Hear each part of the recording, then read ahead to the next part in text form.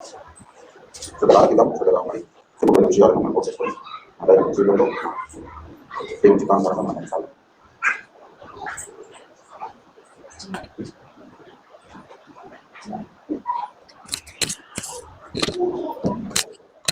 హల్లెలూయా. దేవునికి స్తోత్రములు. సమయం ఇచ్చినటువంటి దైవజనులు సంఘస్థులందరికీ శుక్రవారం శుభాకాంక్షలు. మంచిది పిల్లరా, మరి ఈ దినమున మరి దేవుని కార్యం కొరకు మరి దేవుడు జరిగించినటువంటి యాగం కొరకు మనం కూరుకొని ఉన్నాం ప్రియులారా. పునశ్చరణ చేసుకోవడం కొరకు దేవుని ప్రేమ అది గొప్ప ప్రేమ ప్రియులారా. ఎంత ప్రేమ అంటే తప్పిపోయినటువంటి గొర్రె పిల్లను వెతికి రక్షించి తన మందలో చేర్చుకున్నటువంటి కరుణామయుడు ప్రియులారా. ఉన్నటువంటి గొర్రెలను విడిచిపెట్టి తప్పిపోయిన గొర్రెకు మరి తప్పిపోయిన కుమారుని కొరకు పరితపించినటువంటి ప్రేమ అద్వితీయమైన ప్రేమ ప్రియులారా. అటువంటి కరుణామయుడు ప్రేమామయుడు మన యేసయ్య ఈ దినమున కలువరి శిలువలో మరి జరిగించినటువంటి యజ్ఞమును మనం ఎంతైనా మరి గుర్తు చేసుకోవాల్సిన అవసరం ఉంది ప్రియులారా. అయితే ముందుగా కలువరి శిలువలో మరి దేవుడు పలికినటువంటి 7 మాటలను మనం పునశ్చరణ చేసుకుంటున్నాం ప్రియులారా. మొదటి 2 మాటల ద్వారా దేవుడు ఎప్పటిలాగా కాకుండా యథావిధిగా కాకుండా ఒక కొత్త కోణంలో ప్రతిసారి ఒక కొత్త కోణంలోనే దేవుడు మాట్లాడుతున్నాడు. అది నేను గ్రహిస్తూనే ఉంటున్నాను ప్రియులారా. మనకందరికీ తెలిసిన అంశాలే. అందరికీ మరి ప్రతిదినము బైబిల్ చదువుతున్నప్పుడు మనకు తారసపడుతున్నటువంటి అంశాలు ప్రియులారా. కానీ ఒక లేఖనము ఒక వచనము ప్రతిదినము ఒక కొత్త కోణంలో దేవుడు మరి మనతో మాట్లాడుతూ బలపరుస్తున్నాడు ప్రియులారా. అందును బట్టి దేవునికి వందనాలు. మంచిది ప్రియులారా. 3వ మాటగా కలువరి శిలువలో పలికినటువంటి మాట మనం చదువుకొని వివరించుకున్నాం ప్రియులారా. యోహాను సువార్త 19వ అధ్యాయం 26వ వచనంలో యేసు తన తల్లియు తాను ప్రేమించిన శిష్యుడును దగ్గర నిల్చుచుండుట చూచి, అమ్మా, ఇదిగో నీ కుమారుడు అని తన తల్లితో చెప్పాను. తర్వాత శిష్యుని చూచి, ఇదిగో నీ తల్లి అని చెప్పాను. ప్రియులారా, యేసుక్రీస్తు ప్రభుల వారు సిలువ వేయబడిన క్షణంలో మరి 3వ మాటగా పలికినటువంటి అంశం ఇదిగో నీ తల్లి అని, ఇదిగో నీ ప్రియ కుమారుడు అని మరి అప్పగింతలు మరి చేస్తున్నటువంటి పరిస్థితి మనం చూస్తున్నాం ప్రియులారా. అయితే తన బాధ్యతను విస్మరించకుండా మరి తనను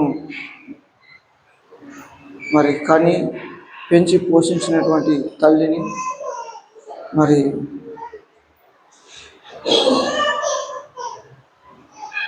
తన బాధ్యతను మరి అక్కడ ఉన్నటువంటి తన శిష్యుడు యోహానుకు మరి అప్పగించినటువంటి పరిస్థితిని చూస్తున్నాం ప్రియులారా. అయితే మరి ఆ బాధ్యతను అప్పగింపబడినటువంటి పరిస్థితిలో అక్కడ మరి ఉన్నటువంటి శిష్యులు మరి ఎవరు కూడా లేని పరిస్థితి, చెదురైపోయారు అక్కడ జరుగుతున్న పరిస్థితుల్లో ప్రియులారా. మరి యూదా ఒకడు మరి ఆయన కింది వైపు శిలువపై నుంచి చూచినప్పుడు మరి అక్కడ యోహాను ఒకడు కనిపించాడు తన శిష్యులలో. మరి ఆయన అయితే మరి ఒక యువకునిగా ఉంటున్నటువంటి పరిస్థితుల్లో అందరూ చిన్నపిల్లలే. మరి ఆయన కలువరి శిలువలో మరి ఉన్నప్పుడు మరి తన బాధ్యతను మరి ఒకసారి గుర్తు చేస్తూ మరి అమ్మను మరి ఓదార్చడానికి మరి ప్రేమను చూపించడానికి యోహానుకు అప్పచెప్పబడినటువంటి విషయము మనం చదువుకుంటున్నాం ప్రియులారా. అయితే ఈ లోకంలో మరి పరిస్థితి ఏ విధంగా ఉన్నది, బాధ్యతలు మనం కరెక్ట్గా నిర్వర్తిస్తున్నామా లేదా అనేది దేవుడు మనతో మాట్లాడుతున్నాడు ప్రియులారా. ఇప్పుడు నా పరిస్థితి చూసినట్లయితే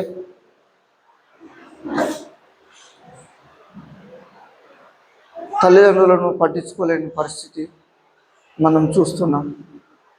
మరి దేవుడు ఎందుకు తెలియపరిచాడంటే బాధ్యతలను విస్మరించకుండా ఉండటానికే మనకు ఎక్కడ మరి రాయబడిన అంశమైన అది ఒక ఉద్దేశము, ఒక ప్రణాళిక, ఒక పర్పస్ ఉంటుంది ప్రియులారా. ఆ ప్రణాళిక అంశాలే మరి కల్వరి శిలువలో పలికినటువంటి ఈ 7 అంశాలు.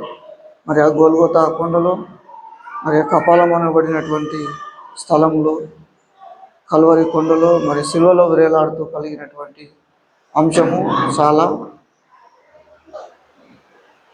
ఆశీర్వాదమైనటువంటి సంఘానికి మరి పరిశుద్ధులకు ఆశీర్వాదకరమైనటువంటి మాటలు ప్రియులారా.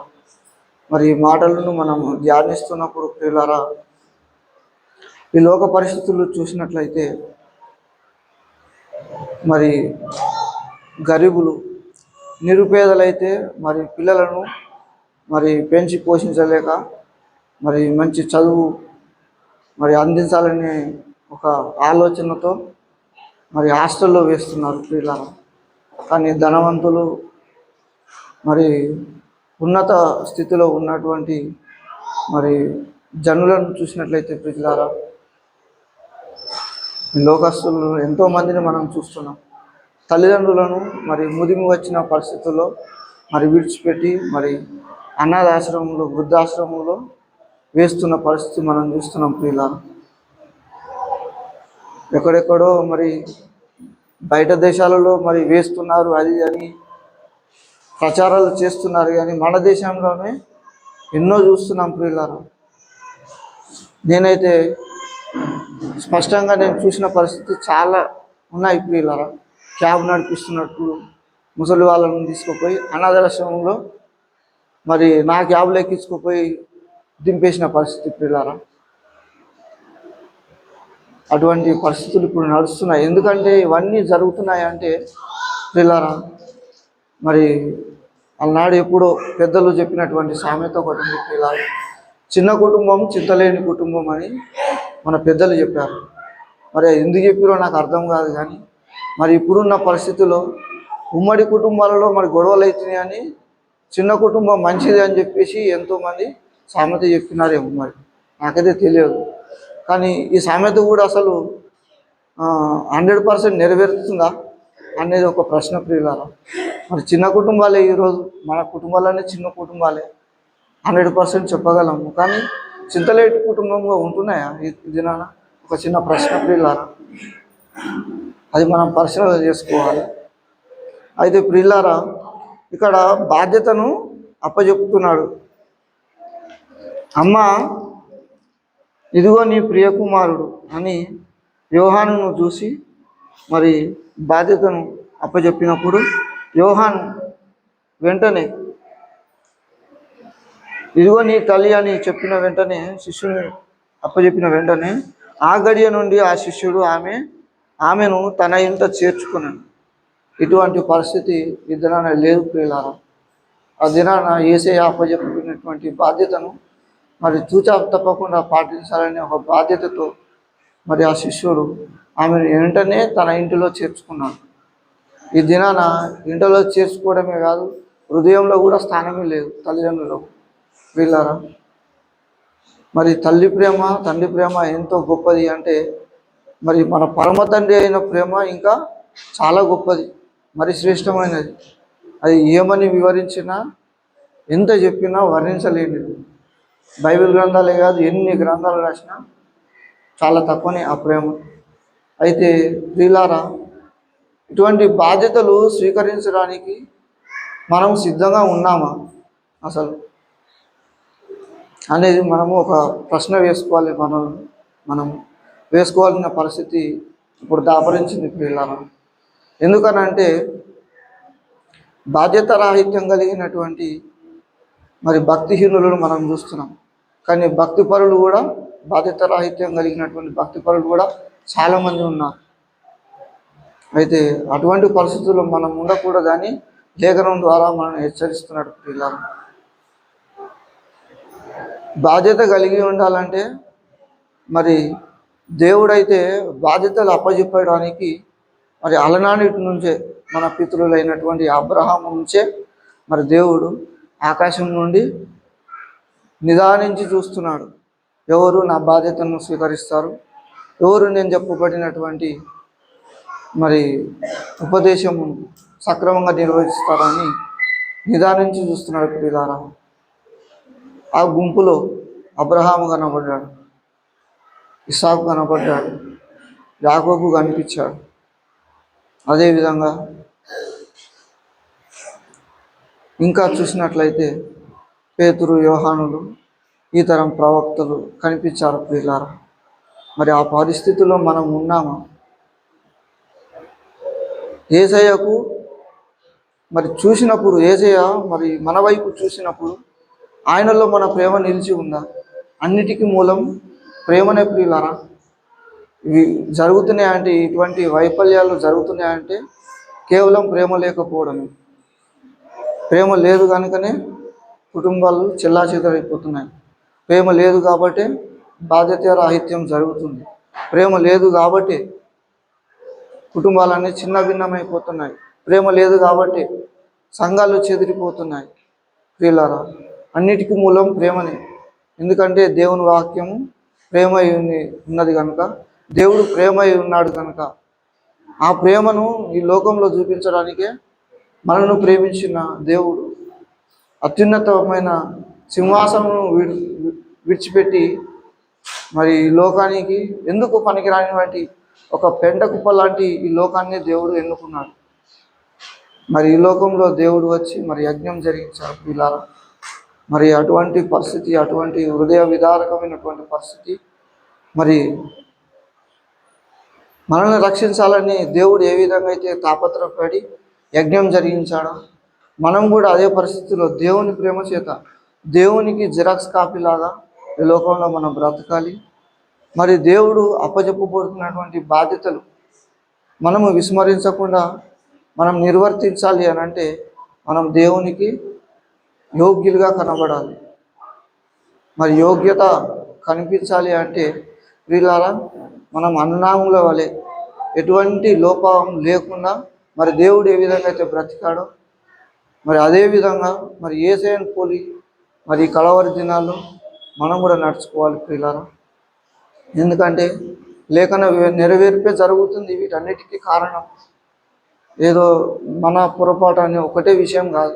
మన పొరపాట్లు ఉన్నాయి, లేవని కాదు. కానీ మరి పరిశుద్ధ బైబిల్ గ్రంథంలో నుంచి లేఖన నెరవేర్పు కూడా జరుగుతుందని మనం మర్చిపోవద్దు ప్రియులారా.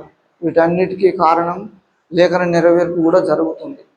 ఎందుకంటే యూదా రాసిన పత్రికలో, ప్రకటన గ్రంథంలో అంత్యకాల దినాల్లో ప్రేమలు చల్లారిపోతున్నాయి అనే లేఖనం ఉన్నది ప్రియులారా. ఆ లేఖనం నెరవేర్చబడుతున్నది.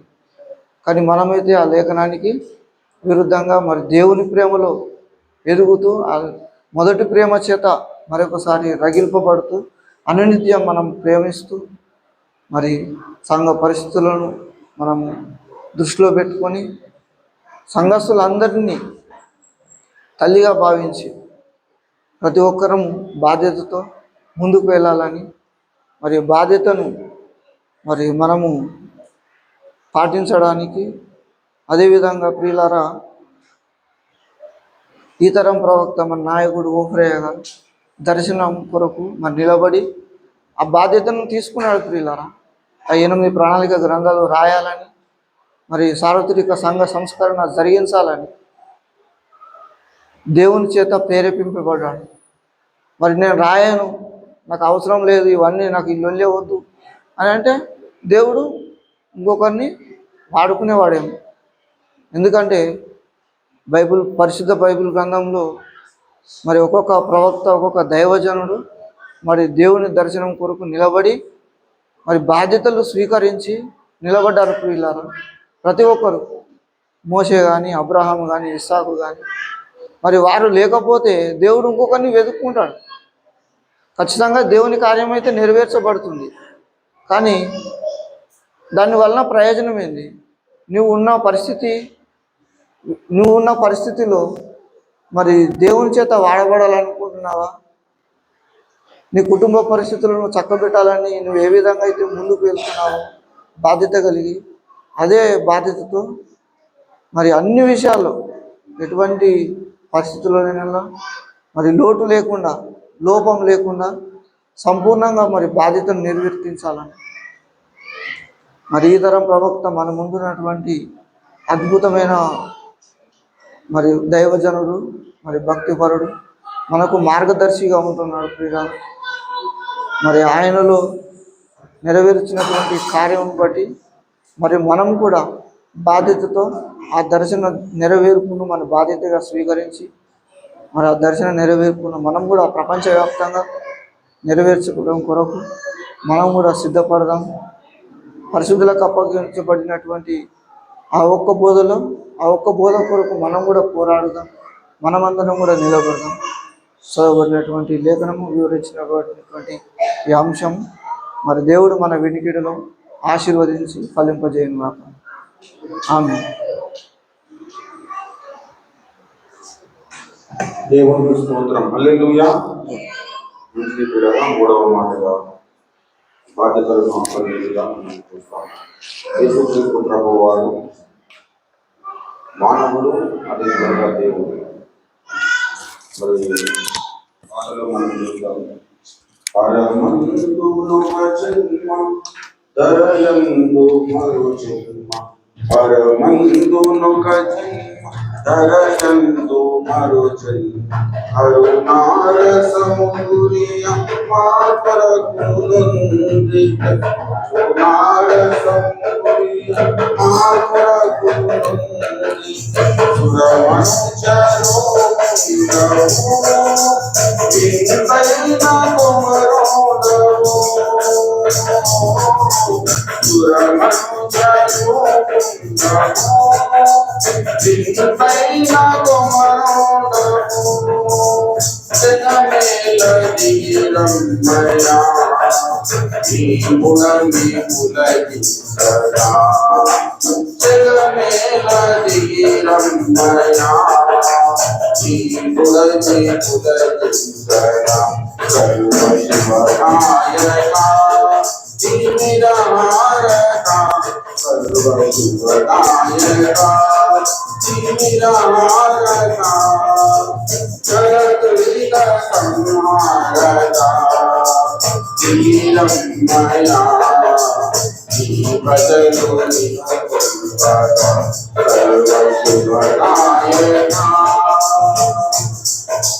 హల్లెలూయా. ప్రభువునందు ప్రియులారా, మరి మూడవ మాటగా మరి అమ్మ ఇదిగో నీ కుమారుడు అని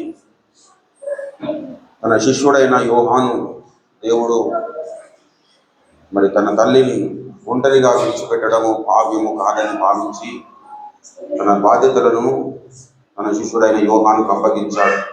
యేసుక్రీస్తు ప్రభువు వారు ఈ లోకములో ఉన్నప్పుడు మరి యోసేపు యేసు చిన్నతనములోనే యోసేపు మరియ భర్తగా ఉన్నటువంటి యోసేపు మరణించాడు. ఆ కారణాన్ని బట్టి కుటుంబ బాధ్యతలన్నీ యేసుక్రీస్తు ప్రభువు వారే మరి నిర్వర్తించారు. ఆ నిర్వర్తిస్తున్న క్రమంలో మరి యేసుక్రీస్తు ప్రభువు వారు వడ్రంగి పని చేశాడు, కుటుంబాన్ని పోషించాడు, కుటుంబాన్ని నడిపించాడు.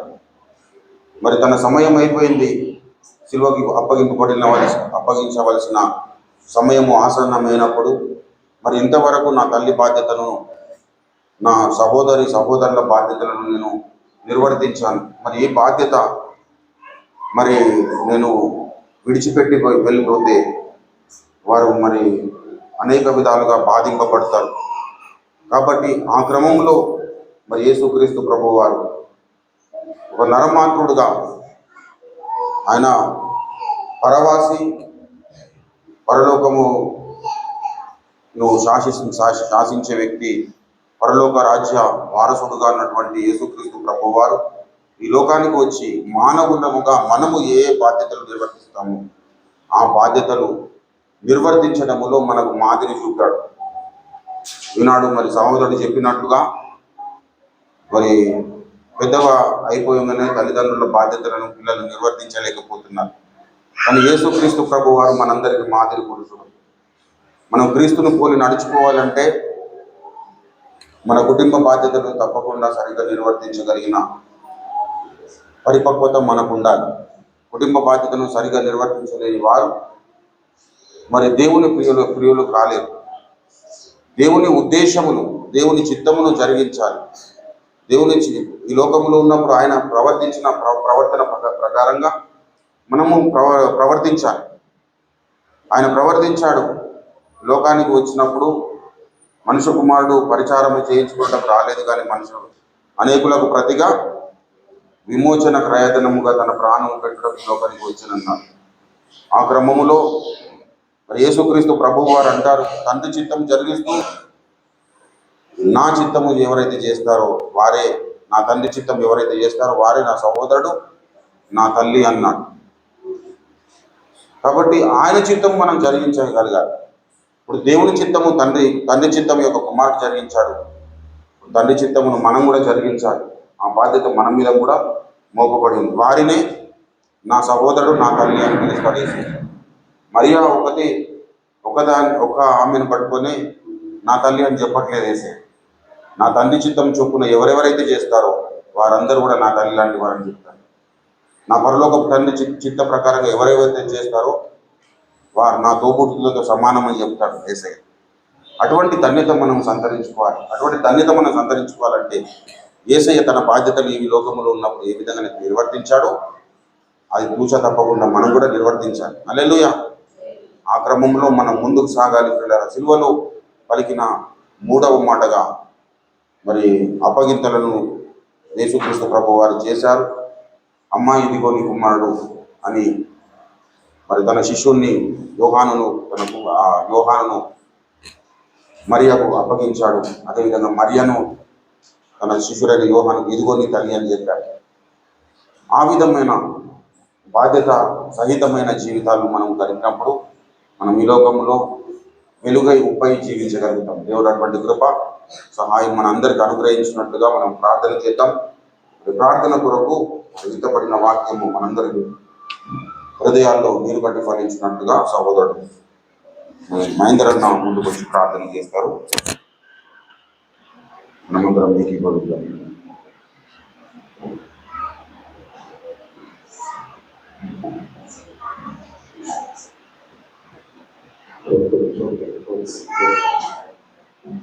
వర్షకాలం తెలుస్తున్నట్టుగా అయ్యా ఉన్నవాడ అరవాడ అయ్యా కరుణవాడ విషయానికి వేలాది వందలు తెలుస్తుందండి. గొప్పదేవ అయ్యా తండ్రి వేలాది వందలు తెలుస్తుందండి.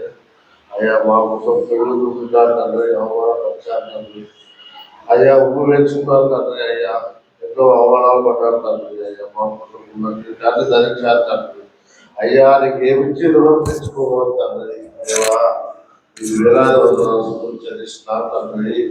మా యొక్క దారితో తండ్రి తండ్రి. అయ్యా రక్షక ఈ వేలాది వందలు చెల్లిస్తున్నారు తండ్రి. అయ్యా జీవితాన్ని ధరించేవా మీ తండ్రి.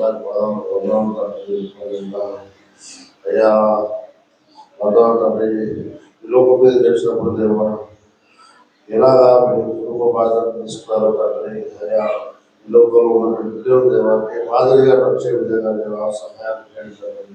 గొప్ప దేవుడా రక్షక అయ్యా సజీవుడా కర్మమైన వేలాది వందలు సంతృప్తి చెల్లిస్తున్నారు తండ్రి. అయ్యా కుటుంబ బాధ్యత సరిగ్గా ఈ చిత్తానుసారంగా నడుచుకోవడానికి సహాయం చేయండి. ప్రతి ఒక్కరు దేవాన్ని చిత్తానుసారంగా యోగ్యమైన దారిలో నడిచే విధంగా గొప్ప చూచండి. గొప్ప దేవుడ రక్షక వేలాది వందలు తెలుస్తున్నాయా ఈ సమయంలో నీ నామాన్ని తలుచుకుంటున్నాను. యేసు నామమున ప్రార్థించి